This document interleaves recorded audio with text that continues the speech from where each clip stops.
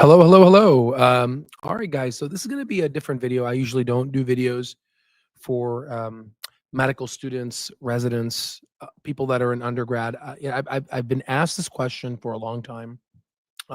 So I got some wine, relaxing here, about to have some dinner made at the country club, and I just wanted to just take a few moments to. I made a presentation slide deck. It's actually pretty interactive. I actually coded it. I have like a background in computer programming, and it's really cool. You can see it's pretty elegant, how I made it. So I hope that you will enjoy the presentation. But the goal of this is to essentially for folks that are watching, that are medical students, that are residents, that are doctors, and also people that are in undergrad. Right? If you're an undergrad and if you're watching this, wow, right? And if you're in high school, then that's more power to you. So just a bit of background about myself. I'm a medical student at the University of Arizona College of Medicine, Tucson. I didn't grow up with wealth. Uh, I am a first generation citizen and college student. Um, None of my family graduated from a American university, so I really had to learn everything on my own. So if you're like starting off, in fact, and also on top of it, I started off homeless, right? So if you're starting off even better than any of that, then you're going to do a lot more better. You're going to do much better than me with equipped with this information, right? So sit back, relax. This is like an unedited video. I don't like to edit my videos, so I'm not like a YouTuber where I come in and I have all these edits and different side of screen. I mean, yeah, we have like a nice AI camera that we can have fun with, but really, this is gonna be a raw video. That's all. I don't have time. When you're building businesses, companies, investing, you don't have time for that shit, right? So let me just take this. This tastes amazing. Oh my god, right? Mm. Oh my god, that tastes so freaking good. Right. We got a couple people here, Clove to Retirement. What's going on? How you doing, boss? We have people that joined the live here. So I'm going to go ahead and just kind of talk about this. And I think that this would be, it is a Napa Valley. Um, it's not that old. It's like 2022. It's the best wine they had here. So I told them to upgrade their wine selection. So, right. I wish they had better. Okay. So, hey, ASD baby. I appreciate you. I appreciate you, Drew. All right, guys. So, um, for all the folks that are doctors out there that are watching, or people, folks, especially my heart goes out to the primary care doctors. If you're a family doctor, internal medicine doctor, or pediatrician, this video is so dedicated for you, right? You don't understand how much power you have as a primary care doctor, um, because the level of the work that you do, there is some form of a work life balance attached to it, and if you activate that and learn how to direct it, you really can make a shit ton of money. Okay, so this will be a part one. So without further ado, let's go ahead and just go to it. So, how I became a multimillionaire while still in medical school, breaking the traditional path to wealth. Presented by me, from homelessness at 15 to financial freedom, a first generation's American's journey to wealth. I think that's what is nice, appropriate to say. Um, let's go here. So there's a guy by the name of Charlie Munger. He was Warren Buffett's right hand man, and he said that the first $100,000 is a bitch, but you got to do it. I don't care what you have to do. If it means walking everywhere and not eating anything that wasn't purchased with a coupon, find a way to get your hands on $100,000. So, why the first $100,000 is crucial? Well, compound interest accelerates exponential. It really exponentially grows, right? You got to have, it's like the sixth wonder of the world, according to Albert Einstein. Um, it's also a psychological momentum, but really, I think it's much more than that. It opens up investment opportunities and it provides a buffer for risk taking, right? So the whole thing with medical school and also residency, a lot of doctors are trained not to take risks, but at some level you have to evaluate risk and you have to take risk. That's in any business. There's risk in anything. There's a risk of getting into a car and driving to work. We all accept that risk. Okay. So The first $100,000 for me, from my just personal experience, it took me, Michelle, how long did the first $100,000 took us? Like 8 years, right? 8 years, right? Or seven? 8 years. So the first $100,000 for both of us, right? Both of us, right? Right. Both of us. It took 8 years. That's a lot. Like combined together, me and her, 8 years. We've been, by the way, we've been together for I'm gonna get in trouble. 12 years. Jesus Christ, you just told me. I'm gonna get in trouble. Right? We've been together for 12 years. In 8 years, it took us to get 100K. I mean, it's the truth. This is not a get rich quick scheme, right? Mm. She stopped getting her hair and nails done. Dude, that's terrible, dude. I'm a terrible person, right? But she's enjoying it now, aren't you? Studying for STEP. She's a medical student as well, enjoying some nice wine and enjoying the view. I gave her this view. She asked me, she's like, "What view do you want?" I'm like, I know you want that view, right?" All right. So let's go ahead and let's move forward. So here's my journey really quickly. Almost at 15, parents, refugee, no college, first generation American college student, 9+ years of aggressive savings, right? That's what I was talking about, how it took me 8 years to get to that first 100K. So your background doesn't determine your destiny, your choices do. Really, this is the foundation of wealth, right? You determine your own destiny, guys. Okay. Let me just make sure my mic is good. Yeah. So, your choices determine where you want to be. I'll give you some examples, and I don't want to pick and pry on my colleagues here. But when I was doing my court clerkships, third year, I saw a lot of my colleagues use a lot of their financial aid and scholarships for buying figs. They bought like these expensive figs that they can't afford. And these figs, like, let me just give you an example.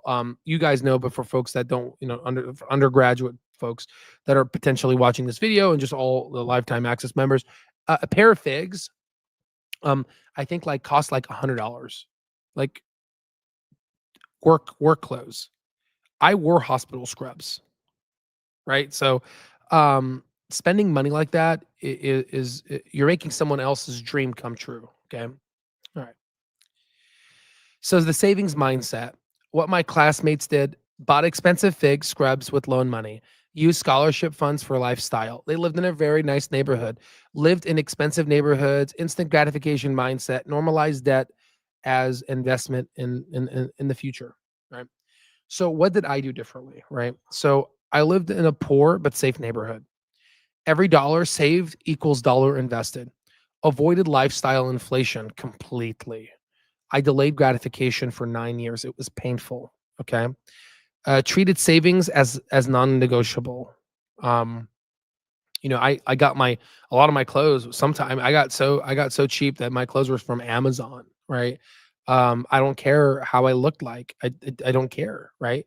Because now it's insane. I don't want to say too much because people, the residents that watch our videos are gonna uh know who I'm talking about. But um, it's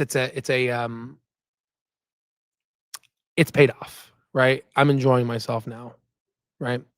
Let's go. And if you're, by the way, a primary care doctor or internal medicine, you know, family medicine, you can actually get to what I did faster. You can get to your first 100K faster, in my opinion, right?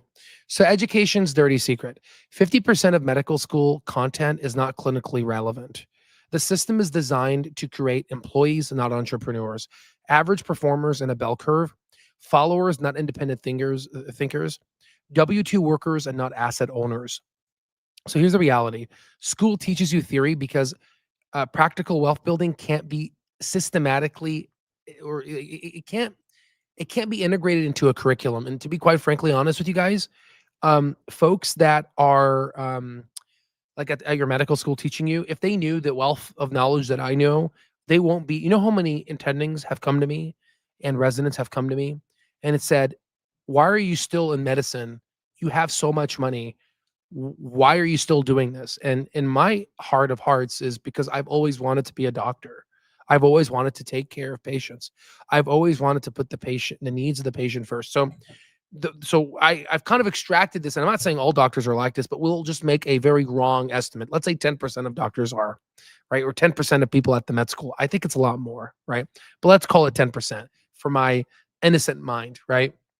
So, do you really think that if someone knew how to make all this money, do you really think they would be teaching at the medical school and teaching you this information? I don't think so, right? So, as you guys know, half of the information you learn in medical school is going to be pretty much wrong, right? It's going to change.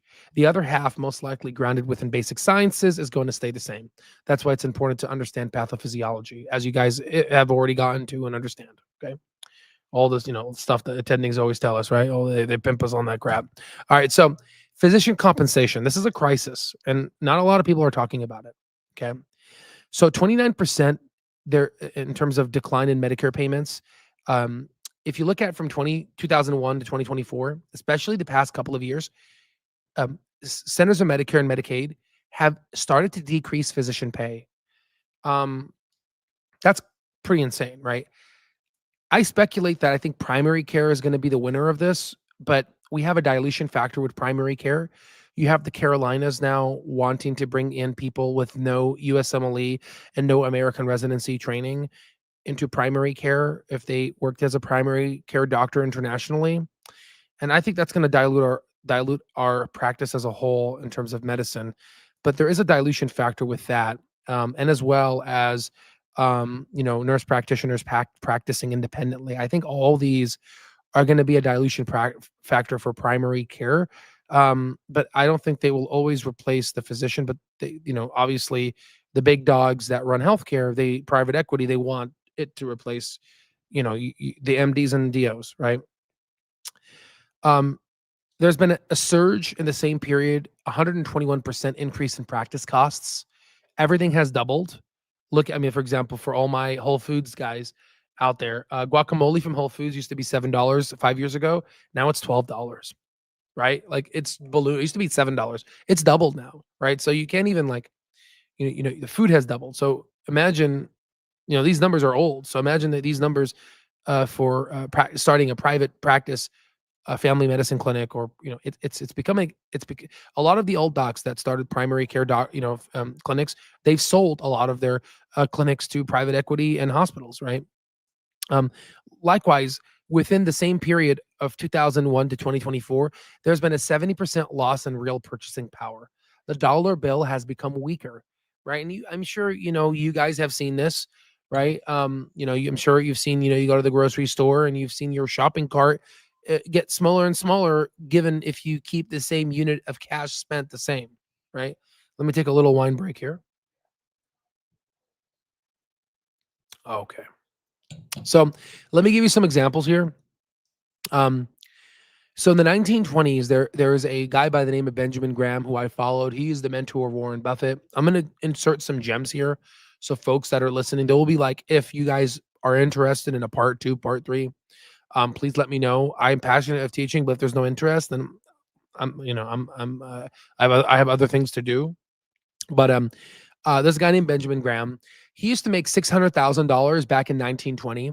If you were to essentially look at how much $600,000 was back in 1920, it's actually $15 million into today's money. Versus, let's say, an orthopedic surgeon, let's say, makes around 600,000 without the whole our RVUs and all that other stuff. Um, that's $600,000 with no adjustment, right? Because they're making it now, right? So you could see that, yeah, doctor's pay is in the six figures, but it hasn't increased in due in part with inflation and with the cost of how much it costs to practice medicine. So that's why a lot of doctors are leaving medicine now, because the cost has become over. It's just, and I'm going to get to this other comment now, where a lot of people say, well, we didn't go into medicine for the money. And I'm going to explain to you how that is an altruism trap, because that's the next statement that I hear a lot from healthcare providers, right? And physicians. So key insight. So physicians' purchasing power has dramatically eroded while corporate America exploits your altruism and cultural competence. So here's the mapped out path. MCATs, which is an 8-hour exam, med school, residency, which is like grueling over 100 hours sometimes, attending, then a 350K average salary, right? Sometimes right? So around that. The problem with predictability is it's a clear path, predictable but limited income ceiling, trading time for money forever, corporate employment dependency. You always have to work for, like, emergency doctors, emergency medicine doctors. They always have to work for a hospital. It's very tough for them to be able to work for themselves, right? And that's just the name of the game. No passive income streams, golden handcuffs of high lifestyle. There's always will be those golden handcuffs. The W-2 prison. So this is a W-2 physician. High tax bracket, 37% plus. No depreciation benefits. Limited deductibles, or like deductions, right? Payroll taxes on everything. No wealth building mechanism. So the effective tax rate is 45% plus. So now let's go ahead and talk about the real estate investor. So there's depreciation write-offs, right? 1031 exchanges. So like, for example, you have a property that you want to essentially sell. The government will give you a certain amount of time to where you're able to essentially buy a property, and you will basically be able to take that and not pay tax on the existing property to essentially grow your business. So there's also a capital gains tax rate of 20% versus the bigger tax rate of a W-2 physician. And there's also multiple tax strategies. So the effective tax rate is anywhere between 0 to 15%. So this is the real example of why Donald Trump paid less than $800 in taxes some years through real estate depreciation, right? So with that, we can go ahead and talking about breaking the groupthink, right? So here's the medical thinking. There's we have consistent, we have like just these meta-analysis way of thinking.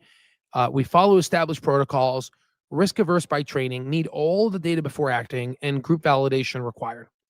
Versus the way the investment is a way of, and I can't pronounce this word, always have, a contrarian decision making is like usually following the opposite crowd. Warren Buffett says it best: be greedy when others are fearful, and be fearful when others are greedy. So you got to remove yourself from groupthink. Create new opportunities, calculated risk taking, where you use some form of an intrinsic value calculation. Act with incomplete information, because if everything was informed within this investment decision, then the investment would go to intrinsic value. Independent analysis. So this whole thing: be fearful when others are greedy. There it is, right there. So first principles thinking is something that I like to practice. It breaks down complex problems to fundamental truths. Then build solutions from the ground up. A lot of people, let me just go ahead and bring you back to me here. A lot of people were saying that electric cars are not going to be profitable. What Elon Musk did is broke down every component of an electric vehicle and then looked at the components and then saw and did a, calibration analysis and optimization using calculus. And he found that, well, these certain ions and elements are a lot cheaper. Let's see if we can make a new battery that uses the cheaper elements. And in fact, that cheaper battery actually outperformed the more expensive one. And there you have it, right? And he was able to build that and scale it. But he was not able to do that without actually being able to think through first principles. Okay. So here's the psychological battle. 75% of successful investing is psychology. Medical trading versus investment success. So again, the whole medical mindset is you're risk averse. You need for certainty, analysis paralysis. You need all the labs, everything just done, right? Fear of being wrong. The investor mindset is it's calculated risk, comfort with uncertainty, quick decision making, learn from failures. Some of them is cross-linked, right? Because we also learn from failures in medicine as well, right? Remember, investing is more an art than a science. But you can use the scientific method to analyze opportunities, right? Using what you've learned in medicine. And this is my favorite slide. This is the altruism trap. This is what I hear from a typical medical student response. And it's unfortunate. They take advantage on the weak, right? They say, I didn't go into medical school for money. If you're talking about money, you shouldn't be a doctor, right? And you see how this, whenever you start seeing absolutes like this, you know you've entered a error way of thinking. Let me break it down. How corporate America exploits this. They use altruism to justify lower compensation. They use you running on a treadmill to essentially work to the bone, to essentially to take all that money and put it in their pockets, right? It pits physicians against each other. Heck, medical students are telling me, you shouldn't have gone into medicine if you're in it for the money. I'm a multimillionaire now and I'm still doing medicine. If they were in my position, a lot of them basically would say they would quit. So am I truly doing it for the money? You see how you break that way of thinking? It captures your RVUs while you work the treadmill. It promotes services while extracting profit. It makes you feel guilty for wanting fair compensation. Here's the reality, right? You can serve patients and build wealth. They're not mutually exclusive. Don't let corporate America use your noble intentions against your financial future. This also applies to nursing too, if we have some nurses here.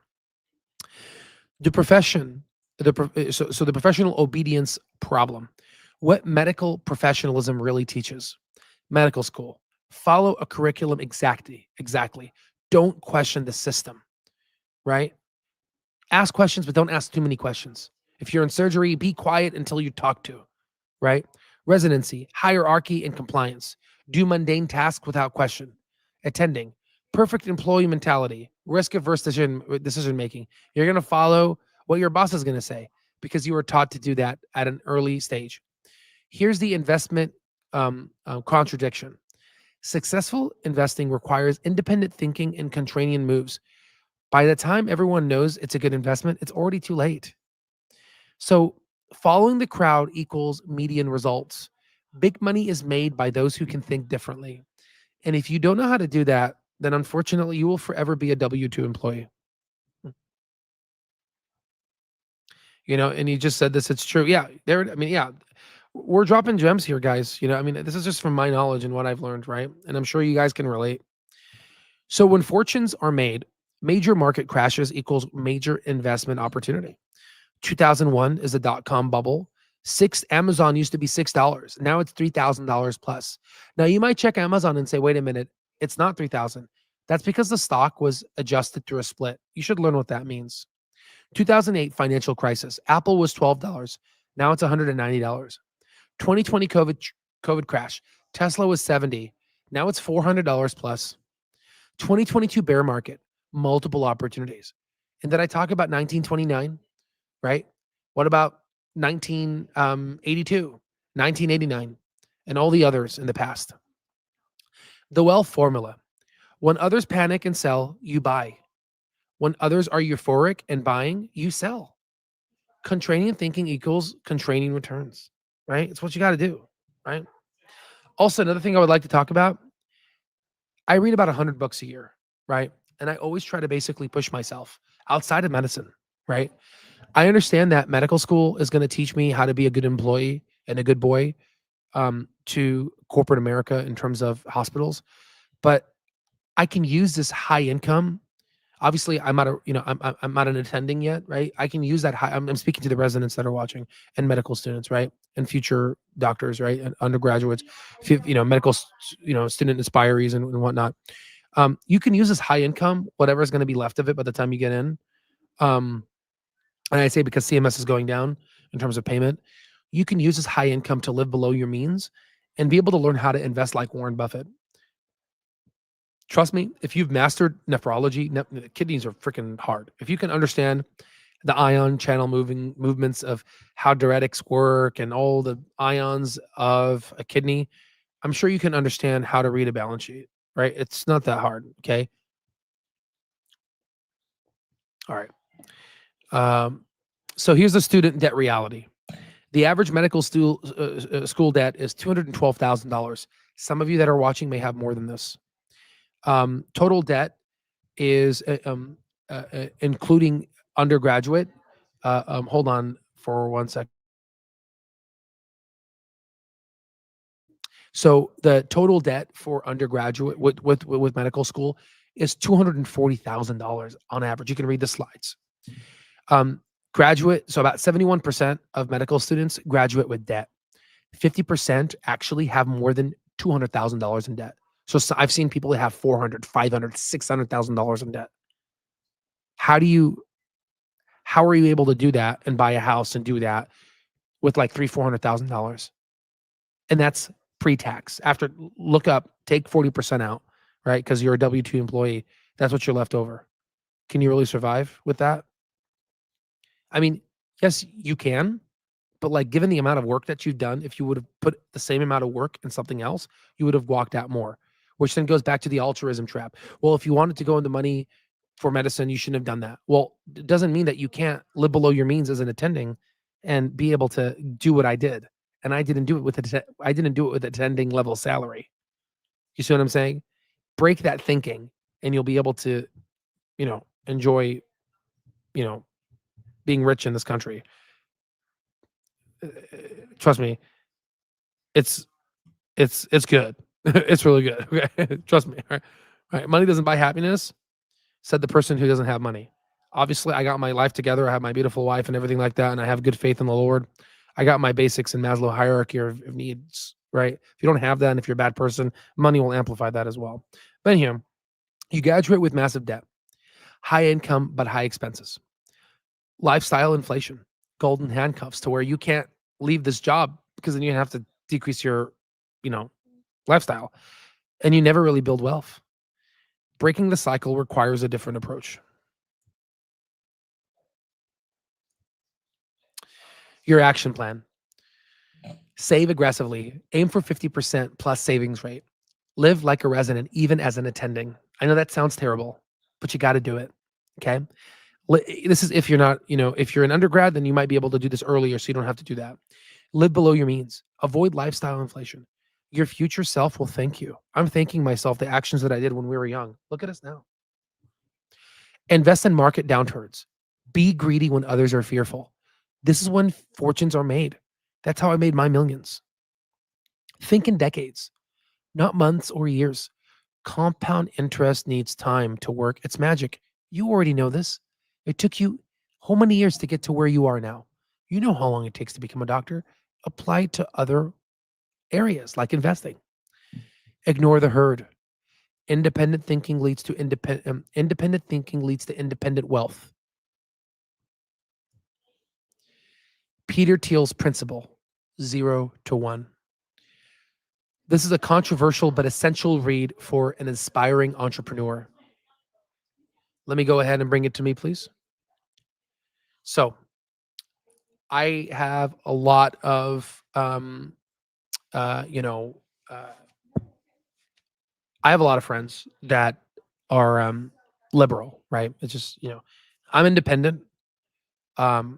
If you were to graph me, here's me in the middle. I'm like, I guess more conservative now because the left has become like crazy. So I am really shocked that a lot of people don't even want to even hear what Peter Thiel does, what his book is. Just I've seen people that say, I don't even want to hear what this guy says. And just because this guy donates to Trump, this guy was the founder of PayPal, founder of Palantir, co-founder of, like, this guy's influenced your life, and you haven't even known it. You don't even know. And it's so sad that a lot of like people that are doctors, they think through groupthink. So let's go back to the slides. The political blindness problem. Oh, I don't like that book because he was a Trump supporter. A typical medical student response. Reality check. You just dismissed learning from a billionaire because of politics. You cut off 50% of successful people based on their political views. Is that really how you want to live? True education principle. Learn from all successful people. Separate ideas from personality. Extract them, just like you learn in chemistry, right? Don't let politics limit your growth. Objective analysis over emotional reaction. Your choices. 2 paths forward. The traditional physician. 300 to 500K a year income. And that's after your, reductions. And some people will make lower than that after taxes are paid. Work until 65 years of age. High stress, long hours, limited wealth building, corporate employment, predictable but capped future. Outcome, comfortable, but never truly wealthy. Or path B, a physician investor. Multiple income streams. I have over 6 income streams. I think it's 8 now. Financial freedom by 45. I can be financially free now, right? I can quit right now, right? But I'm young. Like, what am I going to do? Stare at an ocean, eat potato chips? Come on, right? Practice medicine by choice. I choose to practice medicine. I'm not forced to practice medicine. Generational wealth building, asset ownership, a limited upside potential. There is no cap. You're an entrepreneur. Outcome, true financial independence. Both paths require hard work. Only one leads to true wealth. Key takeaways. To recap, the first 100K is crucial. This is where compound interest begins to accelerate. Get there by any means necessary. Psychology over strategy. 75% of investment success is mental. Master your psychology first. Think in opposites. When everyone is selling, you buy. When everyone is buying, you sell. Medicine does not equal wealth. High income doesn't equal wealth. You need assets that work for you. Purpose and prosperity. You don't have to choose between helping people and building wealth. Time is your ally. Start now. Every year you delay costs you exponentially more. Become the architect of your own wealth. This is my path of how I became a multimillionaire. I hope that you guys at least learned something here. Cheers to all of you. And I'd like to help. If you have any questions, put down questions in the comment below. I will keep a special lookout on this video for my fellow colleagues in healthcare. You've worked too hard for this. You've worked too hard to live a life like this. You deserve better. All those works and hours you did in undergrad, trying to be ahead of your class, working hard in medical school, trying to appease your attendings to what? To work for corporate America your whole life. You're better than that. Okay. So comment down below. And for folks that are interested in wanting to learn more, you can go ahead and email me at al@alstocktrades.com. God bless you all. And I'll see you